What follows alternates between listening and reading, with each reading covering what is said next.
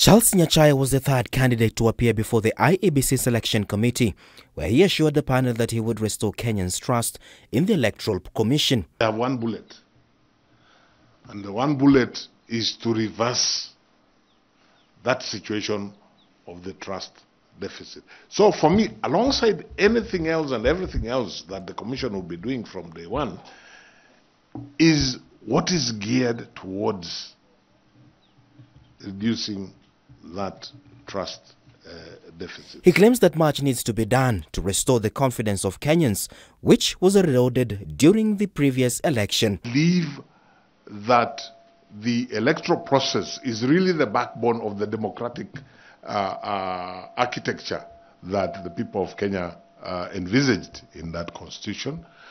I believe that I have something to offer. However, he faced difficulties when asked whether he would resign from the IEBC Commission, as he had resigned as a judge in the East African Court. A day, I do not anticipate a day when Parliament will completely say there is no, which is what was happening in Arusha. There is no money, and it wasn't so much about the money. It was a question of what then am I doing here?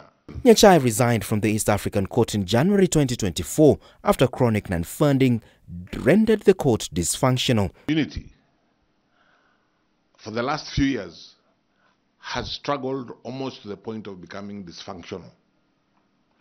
So that you had a situation where you have an ad hoc court with a calendar, 4 sessions in a year. Each session, as it approaches, is cancelled because there are financial issues within the community.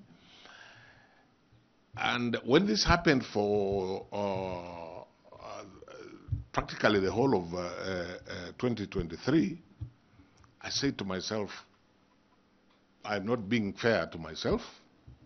I'm not being fair to the people of East Africa, because all this time, Chair and members of the panel, every month I am earning $2,000 for doing nothing.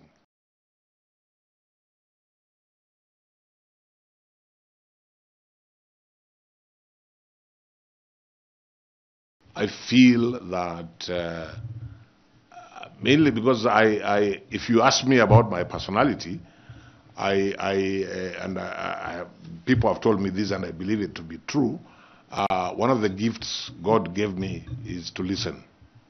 And I think it's very important when you're dealing in that kind of scenario to listen. The last candidate to be interviewed was Edward Katama, who claimed that those with money were using their positions to deceive the youth and remained the biggest hindrance to credible elections in the country.